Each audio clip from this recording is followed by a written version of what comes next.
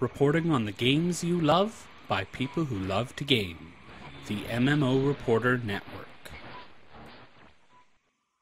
Hi there, I'm Hary. I'm speaking to Alix here at the Upsilon Circuit booth at PAX East. Alix, what do you do for, what's your company called, and what do you do for it? We're Robot Loves Kitty, and I am the producer and co-founder. Wow, so when did you found the company? Oh, 9 years ago. 9 years already. How many games have you published so far?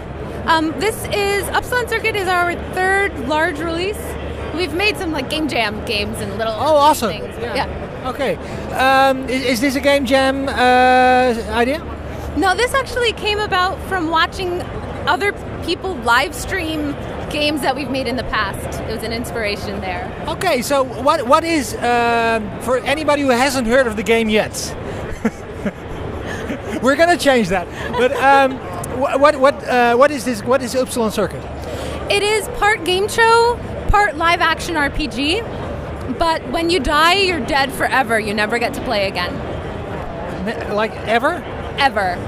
You're dead. So I have one go, and if I mess it up, I will never ever be able to play the game again? That's right. There's plus sides. That's just the start. But yes. Never. Okay. Is your mind blown yet? You look shocked. Yeah, I am. I'm absolutely shocked. Sorry. I'm reminded of Caprica, the Battlestar Galactica spin-off show, where they had this virtual world where if you were dead, you were never allowed in. So, if that's what you're making. Well, it's What I'm asking you is your game the start of the silent uprising? No, I promise. Okay. So what do you do? What do you do now, sir? In this? Sorry? What do you do in the game? What is it? There's two elements to the game. There's the audience members. There's the audience members, and then there are the contestants. Yeah. Basically, the idea of an MMO in general is that you have lots of servers and lots of people can log in and play. But in our case, we have a single server, and there's only 8 player slots available. And now you say, that's not an MMO, but wait. There's more. There's more. Yes. If you're not one of those 8 selected players, those contestants, you're one of the members of the audience, and you'll be on one of 2 teams. And you're actually be affecting the game by sending in helpful items like the Hunger Games kind of things, or like they act like a dungeon master in a sense. Okay. And they also, when a contestant is in the game, it's an action RPG, so they kill monsters and they get experience points. Those experience points go to the audience, and the audience then collectively levels up the players. But this is all online, so I log in and I can be either a participant on the show floor, or I'm in the audience. Right. Odds are you'll be in the audience. This is a game that most people will never get to play, in a sense of being a contestant. Just like The Price is Right. I've never played The Price is Right. I've seen it, but I have no idea what you're talking about. Okay, before we started the interview, you promised me that this game is going to be different. yes. I have no idea. Is this a video game? Yes, I think so. You're not sure? Well, it's not normal in a video game to die and then never get to play again. It's a very harsh game in that sense. How much is this game? It's free to play. Okay, that's good, because I was imagining $60. No. 5 minutes in, like, no. Do you get another? No. No. The idea is that as a contestant, you get selected, and it's just an exciting experience in that moment. Maybe if you could take me. Well, you probably can. What will I look at? I'm opening my screen. I've downloaded your game. I'm ready to go. So what do I see? What happens? As an audience member, what will happen is the show will go live for the day, and you'll be watching the other people, the contestants, playing the game, and you'll have this little console below it where you can get different items, and you can be the person supplying the world with the different things that it needs to make the game easier or harder for the people playing. And you're watching people playing the game? Right, and as a contestant, what you see there is this kind of, at the moment, it's sort of sci-fi fantasy, sort of 80s inspiration world, and there's different monsters and things, and the idea is there's an overworld, kind of like original Legend of Zelda. Okay. Like a big overworld with dungeons in it. But the overworld is persistent, and there are dungeons that are procedurally generated that you can then go into. They're kind of instances. And those 8 people are playing in that persistent world. Yes. And I'm looking at a top-down view of those people running around. This will be a bit of the perspective as far as of how you play. Okay, this looks a bit like RuneScape in a sense. It has like a kind of fantasy sort of feel to it. And it has that kind of almost too like isometric but not type visual. So this is what the 8 chosen ones are doing? Yes. And what this is pre-alpha, so what they're in right now is just a small arena. And this is, in the final game, there will be this massive overworld with these different dungeons that they'll have to unlock and discover through help from the audience and everything like that.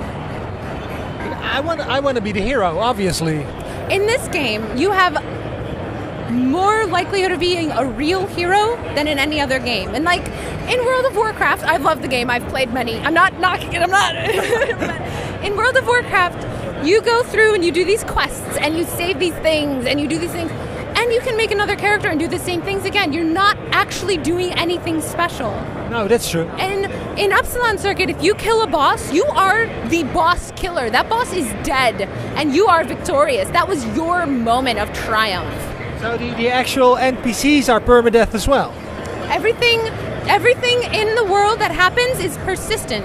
Even the game is only going to be going for about like a couple hours a day, but anything that happens in that world affects the world for the rest of its entirety. So I have to log in a certain window. It's like a TV show. Yeah, it's like a game show. We even have a game show host. We'll get to him later. Because you probably can't see it. You'll probably look at it. I'm editing in Leonor. Edit in some footage. We have this computer-generated Ronald Reagan lookalike, kind of like if Max Headroom and Ronald Reagan had a love child. This would be him. Pretty much. He's got that sassiness. He's got that presidential sort of stature. Yep. Okay. And he's actually the one. Is he controlled by one of your team? He is himself.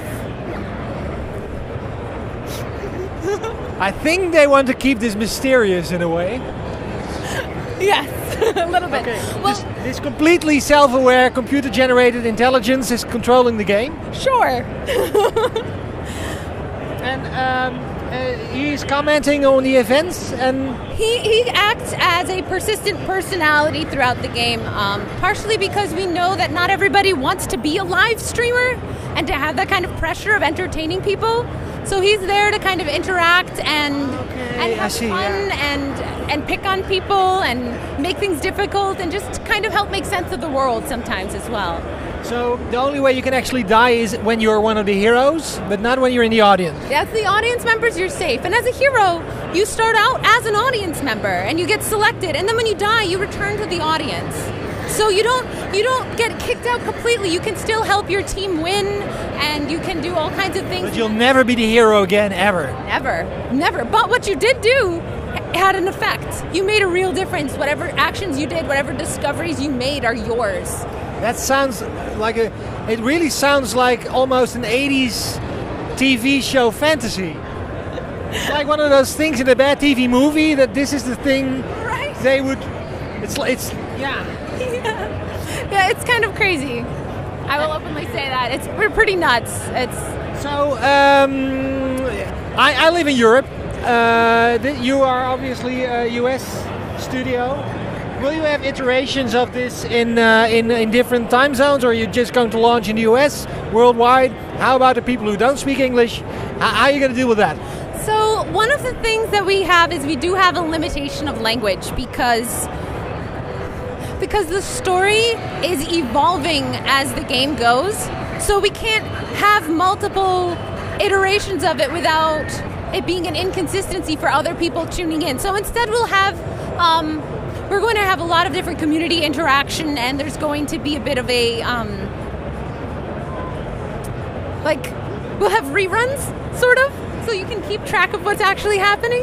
Okay. And like highlight reels and things like that, so that you'll always be able to see what's happening in the world, even if you can't necessarily make it that day, or if it's not quite at the right time frame for you. But the first thing you said is kind of like live action role playing, and it sounds to me like the people who are playing are kind of this. It's almost reality television like experience. In as much of a video game setting as possible, in a lot of ways it is. Yeah. Okay, so now I got a feel of what's happening, and I'm imagining like a TV show but online. As an audience member, what do I do? Do I have any interest? What? How? Hell? Which? Where? How? How many questions? Yes. As an audience member, you're going to have a little side panel that is going to have a graphics on it that will actually kind of, it's like a mini game, so to speak. There's this small game, and it's actually going to be, if the people on your team do well, these tokens will come from the game into your mini game, where you can then hopefully do well in the mini game to send them extra things there. Okay, so small. So there is interaction there as well. Yes, yeah, that's very codependent, I guess. But not the kind of relationship I'm looking for. Yeah, but only 2 hours a day, so it's not codependent for too long. That's good. Yeah, you know. Or maybe we're not quite sure how long we're going to have to figure out a lot of the things when we go into beta, because no one's ever really done this before, so there isn't really a precedent on how to run something like it. I do remember that Nintendo had Stella View, which was kind of a similar concept with Legend of Zelda, where you had this TV show where people were playing live for an hour with commentary. Are you aware of that setup? Yes, yeah. Is that an inspiration? Yeah, actually, no. That didn't even occur to us. We've discovered most of the things that are similar after we started making the game already. But we were aware of 1 versus 100. That was an interesting one. Yeah, that's a Dutch formula, actually. I'm not proud of it. It's animal, but it doesn't matter.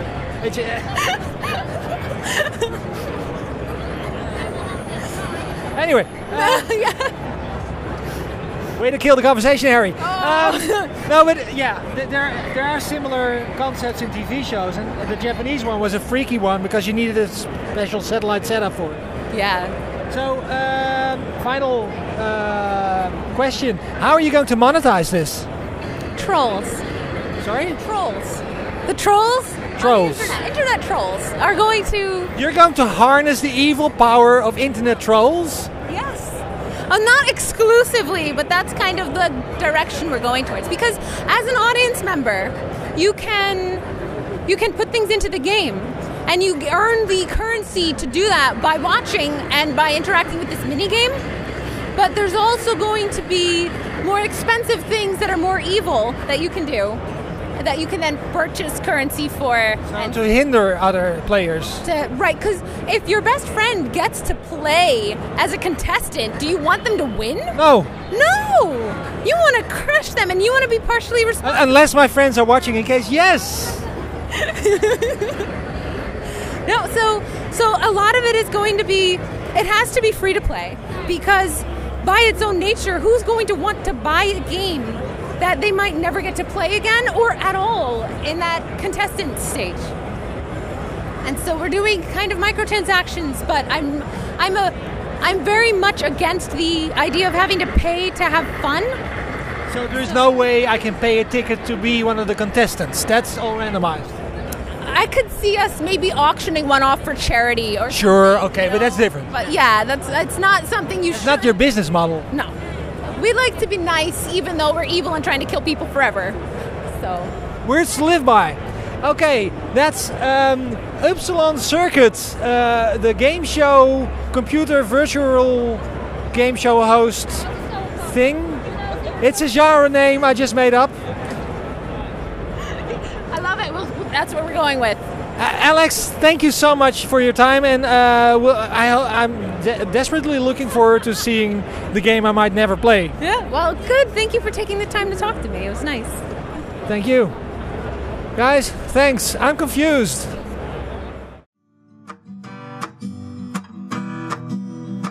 Thanks for watching the video, everybody. Don't forget to check out all the other podcasts at MMOreporter.com or by clicking on any of the links here. And please check out our Patreon campaign at patreon.com/MMOreporter. Thanks, everyone, and see you in game.